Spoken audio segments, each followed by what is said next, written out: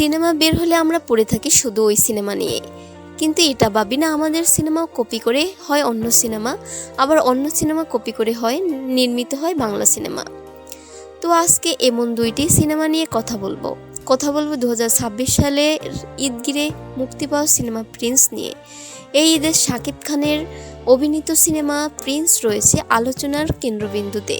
Ticket 2010 সালে বলিউডে মুক্তি পেয়ে প্রিন্স নামের একটি সিনেমা, হিন্দি প্রিন্স বনাম বাংলাদেশের প্রিন্স।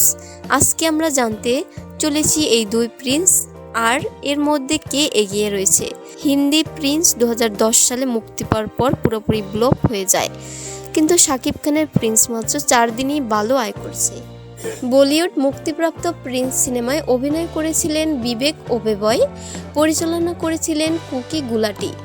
সিনেমাটিতে খরচ হয়েছিল 20 কোটি টাকা, বক্স অফিস কালেকশন ছিল মাত্র 12 কোটি টাকা। সিনেমাটির দৈর্ঘ্য ছিল 137 মিনিট। সিনেমাটি হিন্দি ভাষায় রিলিজ হয়েছিল। এইবার আমরা জানব 2026 সালে মুক্তিপ্রাপ্ত সিনেমা প্রিন্স সম্পর্কে। টলিউড মুক্তিপ্রাপ্ত প্রিন্স সিনেমায় অভিনয় করেছেন সুপারস্টার শাকিব খান, পরিচালনা করেছেন আবু হায়াত মাহমুদ।